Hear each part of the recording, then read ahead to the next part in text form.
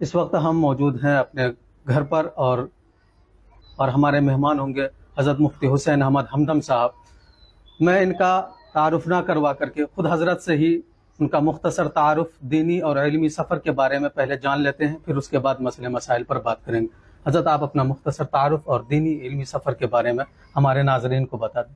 میرا نام حسین احمد ہے۔ میں الہ آباد سے پڑھنے کے بعد بنارس میں 1 سال تعلیم حاصل کی میں نے، اور 1 سال عربی چہارم میں دارالعلوم رحمانی زیرو مائل میں تعلیم حاصل کی۔ پھر 2007 میں بیت العلوم سرائے میر سے دورہ حدیث کیا، 2008 میں افتاء کیا، اور اس کے بعد 5 سال تقریباً الہ آباد میں جامعہ اسلامیہ افضل المعارف، جہاں کا میں طالب علم رہا تھا، وہاں میں نے 5 سال تقریباً پڑھایا عربی فارسی کے طلباء کو۔ پھر اس کے بعد دارالعلوم رحمانی زیرو مائل ارریہ میں بلاوا ہوا، وہاں دارالافتاء کی خدمت انجام دی تقریباً 4 سال، اور ساتھ میں عربی پنجم تک کی گھنٹی بھی مجھ سے متعلق رہی۔ اور درمیان میں یہ لاک ڈاؤن جب ہوا 2018-19 وغیرہ میں، چشمہ رحمت نام سے ایک 6 ماہی رسالہ ارریہ سے جاری کیا، جس کے 6 شمارے اب تک آ چکے ہیں۔ یہ مختصر سا سفر۔ میں حضرت مولانا محمد ایوب ندوی بھٹکلی دامت برکاتہم کی طرف سے ان سے جڑے ہوئے مدارس جو تقریباً بہار اور بنگال میں سینکڑوں کی تعداد میں ہیں، ان تمام مدارس کی نگرانی اور ان کا جائزہ لینا، ان کی تعلیم و تربیت کے معیار کو درست کرنا، یہ میری ذمہ داری ہے، یہ میں کر رہا ہوں۔ بقرعید کے متعلق آپ سے کچھ سوالات ہیں۔ ان میں سب سے پہلا سوال ہے کہ بقرعید کی شرعی حیثیت کیا ہے، اس کی اہمیت کیا ہے، آپ اس کے بارے میں بتا دیں۔ قربانی بھی عربی ہی لفظ ہے۔ قربانی سب سے پہلے حضرت آدم علیہ السلام کے زمانے سے چلی آ رہی ہے۔ حضرت آدم علیہ السلام کے 2 بیٹے حابیل اور قابیل کے بارے میں قرآن میں واقعہ ہے، اذ قربا قربانا، کہ دونوں نے قربانی پیش کی۔ تو حابیل نے قربانی پیش کی جانور کی، اور قابیل نے قربانی پیش کی، اپنے کھیتی کرتا تھا تو اس کے کچھ سامان بطور قربانی کے پیش کیا، تو آسمان سے آگ آئی اور حابیل کی قربانی قبول ہوئی۔ یہ واقعہ موجود ہے۔ اور خاص طور پر حضرت ابراہیم علیہ السلام کا جو واقعہ ہوا کہ اللہ نے ان سے قربانی طلب کی، ان کے بیٹے کی، اور پھر بیٹے کا فدیہ اللہ نے جانور سے دلوایا، تو یہ ایک یادگار واقعہ ہے۔ اور اسی یادگار واقعے کی وجہ سے مسلمانوں کے اوپر اپنے جد امجد حضرت ابراہیم علیہ السلام کی یاد میں یہ قربانی واجب ہے۔ اچھا، تمام ادیان میں ایک چیز ہے کہ اگر کوئی بہت بڑی شخصیت گزری ہو تو لوگ کیا کرتے ہیں؟ اس کی مورت بناتے ہیں، سڑکوں پہ لگواتے ہیں، چوراہے پہ لگاتے ہیں، تو اس کی مورتی بناتے ہیں، مجسمہ بناتے ہیں۔ لیکن اسلام کے اندر ایک بڑی عجیب خوبصورت بات ہے کہ اس کے پسندیدہ عمل کو یادگار کے طور پر جاری رکھتے ہیں۔ یہاں مورتی نہیں بناتے ہیں، مجسمہ نہیں بناتے ہیں، اس کے پسندیدہ عمل کو جاری رکھتے ہیں۔ فرق یہ ہے کہ مورتی تو کبھی ٹوٹ پھوٹ جائے گی، حالات بدلیں گے، زمانہ بدلے گا اور اس کو ختم کر دیا جائے گا۔ ہم دیکھتے رہتے ہیں، حکومتیں بدلتی ہے، مورتیوں کی لوگ بے حرمتی کرتے ہیں، پٹکتے ہیں، توڑتے ہیں۔ لیکن یہ جو یادگار ہوتی ہے، یہ تو کسی بھی طرح کے حالات ہوں، آدمی اس پہ عمل کرتا ہے۔ اور دوسری بات یہ ہے کہ مورتی ایک بے جان چیز، اس سے جو ہے اس عمل کی، اس کے کارنامے کی اہمیت اتنی باقی نہیں رہتی ہے جتنا کہ خود اس عمل کو جاری رکھنے سے اس کی اہمیت باقی رہتی ہے۔ تو اسلام میں یادگار کے طور پر مورت بنانے کے بجائے کیا ہوا کہ اس عمل کو یادگار کے طور پہ جاری رکھا گیا۔ اور قربانی کی روح یہ ہے کہ ہم ہر چیز میں اللہ کی رضا کے واسطے قربانی کے جذبے کے ساتھ تیار رہیں، خواہ وہ ہمارا قومی مسئلہ ہو، ہمارا مذہبی مسئلہ ہو، یا ہمارا آس پاس میں بھائی بھائی کا مسئلہ ہو، گھر پریوار کا، پاس پڑوس کا مسئلہ ہو۔ ہر جگہ ہم قربانی کے جذبے کو اختیار کریں۔ یہ قربانی کی اصل روح ہے کہ جب آدمی اللہ کی رضا کے واسطے اپنی جان دینے کے لیے تیار ہو گیا۔ حضرت ابراہیم علیہ السلام اور اسماعیل علیہ السلام جان دینے کے لیے تیار ہوئے نا، حضرت ابراہیم علیہ السلام جان سے زیادہ پیارے بیٹے کو قربان کرنے کے لیے، اور اسماعیل علیہ السلام اپنی جان دینے کے لیے، اور اس کے بدل کے طور پر آج تک جاری ہے کہ ہم جو ہے قربانی کرتے ہیں۔ تو یہ ہم کو یاد دلاتا ہے کہ ہم ہر مسئلے میں قربانی کے لیے تیار ہیں، اور اسی لیے آج ایک مسئلہ جو چل رہا ہے وقف کا، یہ جو سیاہ قانون لایا گیا ہے، اس کے خلاف بھی میں یہاں پر قربانی کے موقع پہ کہوں گا کہ لوگوں کو ذہن میں رکھنا چاہیے کہ ہم قربانی دینے والی قوم ہیں، ہم کو اس معاملے کے لیے بھی قربانی دینا۔ تو قربانی ہر مسلمان پر واجب ہے یا اس کی کچھ شرائط بھی ہیں؟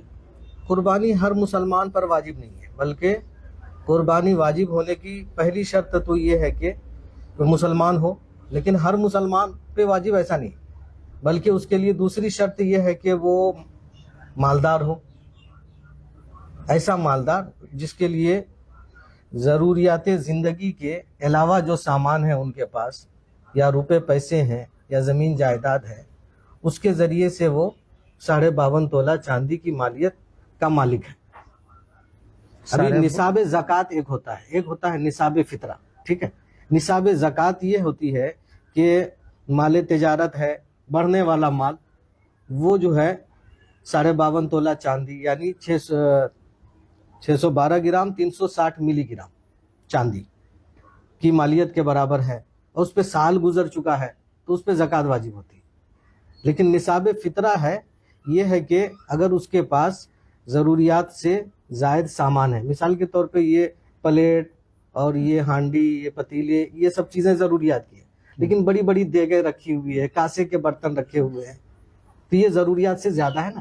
تو ضروریات سے جو زیادہ چیزیں ہیں یا مال پیسہ جائیداد ہے، تو اس میں اگر 612 گرام 360 ملی گرام چاندی کی قیمت کو پہنچتا ہے، چاہے اس پہ سال پورا ہو نہ ہو، ابھی آج چل رہا ہے مثال کے طور پہ قربانی کا دن، آج ہی وہ مالک ہوا ہے، تو اس کے اوپر قربانی واجب ہے۔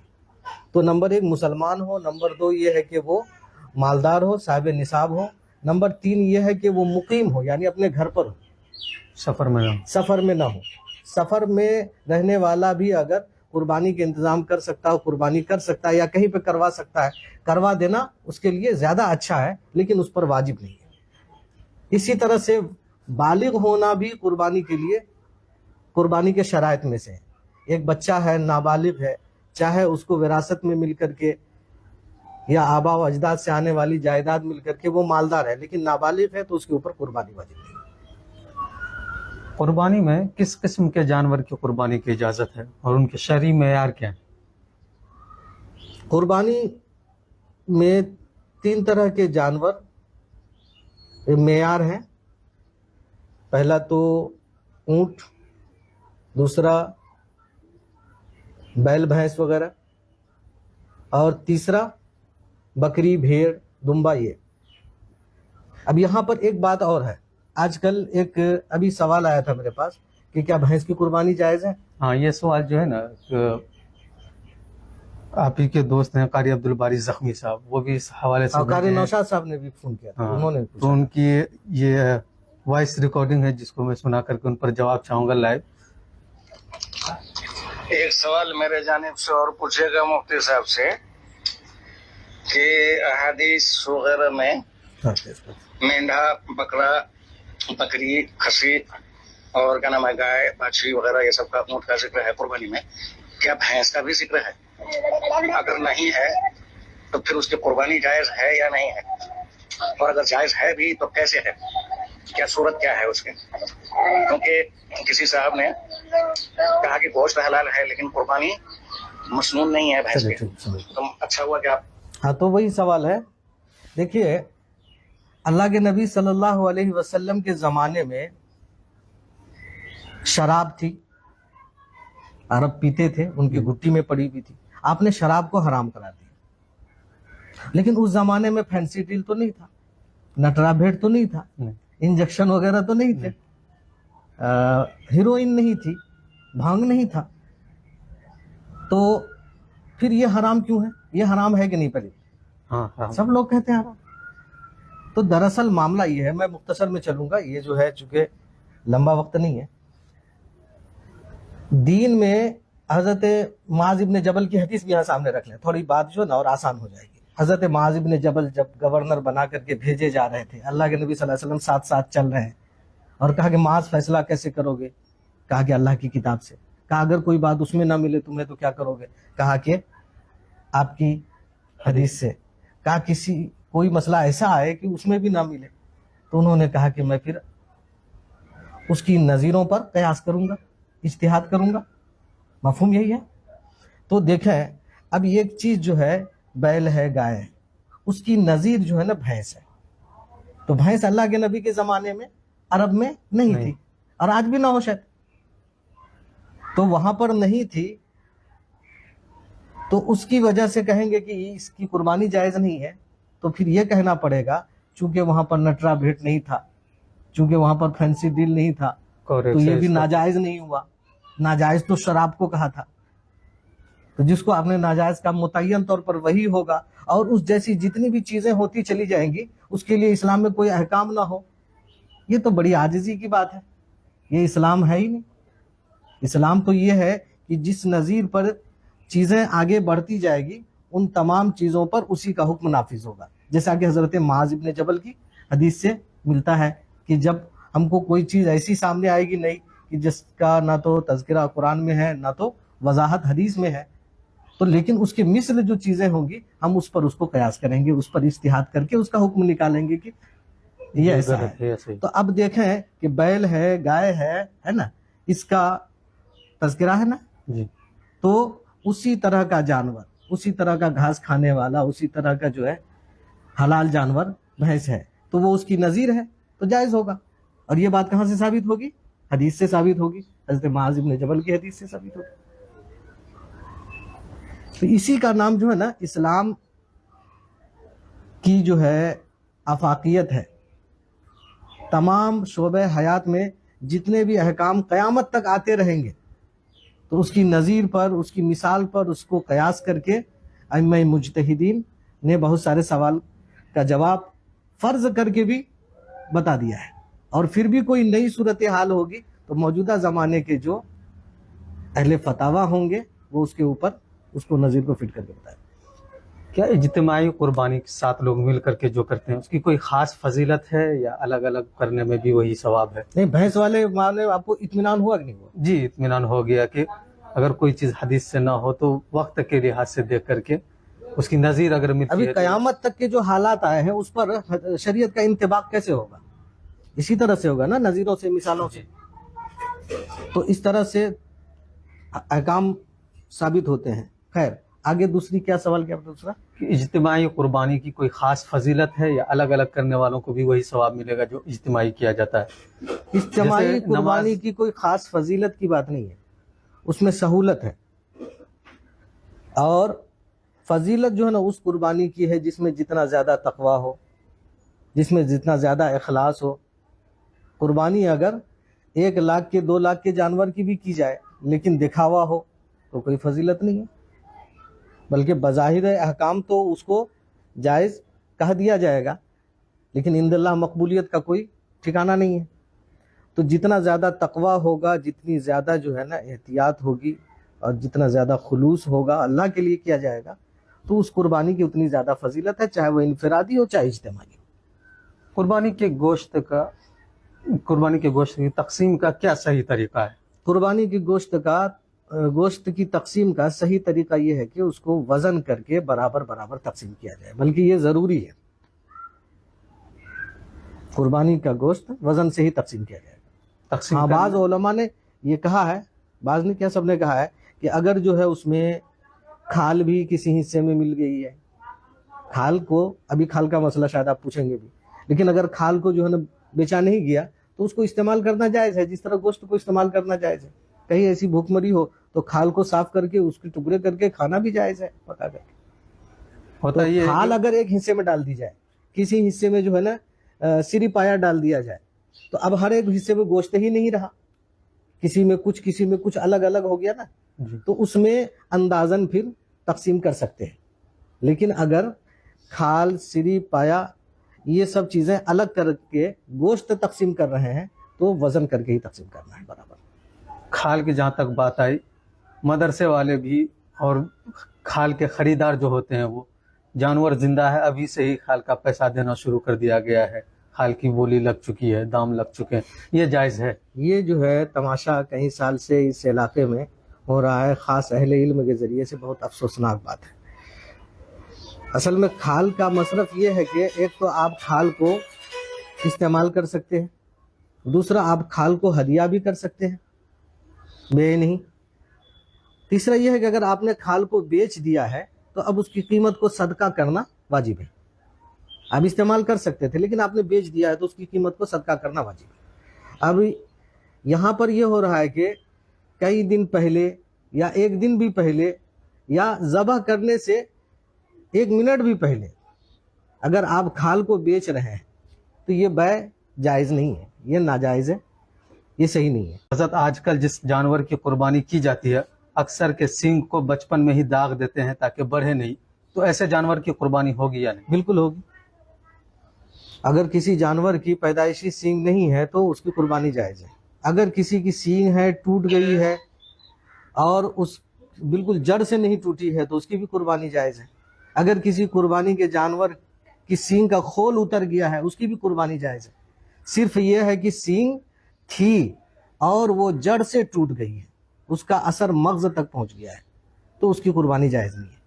सींग है ही नहीं, या सींग बचपन में दाग दिया गया, या सींग का खोल उतर गया, या सींग जो है ना टूटी है लेकिन जड़ से नहीं टूटी है, इन तमाम जानवरों की कुर्बानी जायज़ है। सवाल यहाँ पर आ रहा है शाहिद खान की तरफ से, सवाब की नीयत तो ठीक है लेकिन लोग बातिक का बहाना करके भैंस ही की कुर्बानी देते हैं, इस पर कोई खराबी तो नहीं है?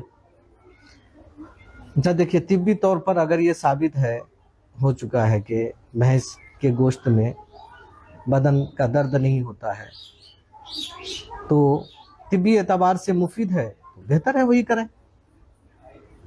अगर लोगों को मरज हो रहा है ये खाने से तो उनके लिए वही बेहतर है। जिनको लेकिन मरज नहीं है, सेहतमंद है, तो वो जो चाहे करे। ये कानूनी तौर पर जिस चीज़ की ममानियत है उसको नहीं करना है, कानून की पासदारी करना है। हाँ, कहीं इजाज़त है तो वहाँ कर सकते हैं, जहाँ इजाज़त नहीं। बिहार में भी कानून है, कानूनी शायद पाबंदी है। 1955 से ही कानून है, लेकिन उसमें थोड़ा सा ये भी है कि कोई जानवर 14 साल से उम्र का ज़्यादा हो या तो इस तरह का कानून में थोड़ी सी गुंजाइश है कि तो उसको ज़बह करना, या फिर बहुत ज़्यादा बीमार हो उसको देख लेना चाहिए। मुझे मालूम हुआ कि 14 साल से ज़्यादा की उम्र का जानवर हो तो फिर उसको ज़बह करने की इजाज़त है कानून में। लेकिन बहरहाल कानून है यहाँ पे ममानियत का, तो उसे रुकना चाहिए। शरई तौर पर जायज़ है अगरचे, लेकिन कानूनी तौर पर हमको कानून की पासदारी करते हुए उससे रुकना चाहिए, और उसका जब बदल है तो उसका बदल करना चाहिए, क्योंकि उससे आपकी भी जान, माल और घर भी खतरे में है, बुलडोजर भी चल सकता है। बकरीद के ताल्लुक से कोई ख़ास पैगाम? बकरीद के ताल्लुक से आप बकरीद ना कहें तो अच्छा है, आप जो है ना कुर्बानी कहें, है ना, ईद उल अज़हा के ताल्लुक से कहें। ईद उल अज़हा के ताल्लुक से कोई ख़ास पैगाम? बकरीद जो है ये भी ठीक है, लेकिन अवामी ज़बान और आपकी ज़बान में फ़र्क होना चाहिए ताकि लोगों को अच्छे और मेयारी अल्फाज की आदत पड़े। कुर्बानी के ताल्लुक से हम तमाम मुसलमानों से ये गुजारिश करना चाहेंगे कि आप कुर्बानी अल्लाह के लिए करें, किसी को दिखाने के लिए। अगर आपके पास पिछले साल पैसा था, आपने कुर्बानी की, और इस साल पैसा अगर नहीं है फिर भी आप इसलिए कर रहे हैं कि लोग क्या कहेंगे, तो आपके लिए बेहतर ये है कि ना कीजिए, ताकि पिछले साल आपने जो किया था वो अल्लाह के लिए करना साबित है। लोग क्या कहेंगे ये ख्याल अगर नहीं है तो फिर साहिब निसाब ना हो करके भी करना बेहतर है, लेकिन अगर ये ख्याल आ रहा है लोग क्या कहेंगे इस वजह से कर रहे हैं तो आप ना करें, ये ज़्यादा बेहतर है। तो एक बात तो ये है कि खुलूस के साथ करें। दूसरी चीज़ ये है कि आप कुर्बानी के मसाइल जहाँ भी ज़रूरत महसूस हो पूछ लें तब करें। और कुर्बानी के ये जो जानवर हैं इनको दाहिने करवट लेटाना चाहिए, किबला रुख होना चाहिए, और उस पर दुआ पढ़ना बेहतर है। नहीं पढ़े तो कोई गुनाह नहीं है, लेकिन दाहिने करवट लेटाना और किबला रुख करना یہ بھی بہتر ہے. اگر کوئی ویسا نہ کر سکے بلکہ بایاں کروٹ لٹا دے اور قبلہ رخ ہو جائے، یا بایاں کروٹ بھی نہ لٹائے کسی اور طرف رخ ہو جائے، تو یہ ساری صورتیں جائز ہے. جب جائز ہے تو مستحب صورت پر عمل کا اہتمام کرنا ٹھیک ہے، لیکن اگر نہ ہو سکے تو اس کے اوپر طنز، تنقید اور آپس میں اس کو لے کر کے جھگڑا، اختلاف کرنا، یہ سب نہ کریں. قربانی اس میں بھی ہے کہ ہمارے جذبات یہ ہیں لیکن ہم نے اپنے جذبات کو دبایا. جذبات کی بھی قربانی. جذبات کی بھی قربانی کریں. اور اپنے جو رشتہ دار ہیں ان تک تو آدمی گوشت پہنچاتا ہے، لیکن اب میں حال میں دیکھ رہا ہوں کہ بہت سارے مسلمان جو کام کرنے کے لیے باہر جاتے ہیں وہاں ان کا انتقال ہو جاتا ہے، بچے ان کے یتیم ہو جاتے ہیں، عورتیں بیوہ ہیں. حال اندر سے بہت خراب ہے، بہت غریب، غربت بڑھی ہے. گزشتہ 5-6 سالوں میں بہت تیزی سے غربت بڑھی ہے. میں تو ایسے لوگوں کو جانتا ہوں کہ جن کو آلو کی سبزی کھانے کے بھی پیسے نہیں ہوتے. خودداری کی وجہ سے بھیک بھی بعض نہیں لوگ یہ مانگ سکتے. کہتے ہیں کہ کہاں غربت ہے، وہ دراصل ان کا پیٹ بھرا ہوا، ان کو لگتا ہے کہ کہاں غربت ہے. وہ ہمارے پاس آئے، میں ان کا ہاتھ پکڑ کر کے غربت کی دلدل میں اتار کر کے ان کو دکھاتا ہوں کہاں غربت ہے. تو ایسے لوگوں کا خاص طور پر خیال رکھیں جو یتیم بچے ہیں، نادار ہیں. وہ سفید پوش ہاتھ بھی نہیں پھیلاتے، سماج میں کسی کے پاس جاتے بھی نہیں ہیں. ان کا صرف گوشت سے خیال رکھنا نہیں ہے بلکہ اس موقع پر چرم قربانی کا پیسہ ان کو دیں زیادہ سے زیادہ. بہت بہت شکریہ، تفصیلی جواب آپ نے دی. اگلے کوئی اور سوال تو نہیں آیا؟ میں وہی دیکھ رہا تھا، کوئی سوال نہیں ہے یہاں پر. سوالات بہت سے ہو سکتے ہیں. قربانی کے جانور میں جو عیب ہے اس کے تعلق سے، کن عیوب کی وجہ سے قربانی نہیں ہوتی ہے، کن عیوب کی وجہ سے ہو جاتی ہے. بہرحال اگر آئندہ بھی ایسے سوالات پیش آتے رہیں تو آپ خبر کرتے رہیے. انشاءاللہ فی الحال کے لیے WhatsApp پر اتنا جواب. کافی. جزاک اللہ. جزاکم اللہ خیرہ. ملتے ہیں کسی دوسرے ویڈیو میں، جب تک کے لیے دیجیے اجازت. السلام علیکم ورحمۃ اللہ.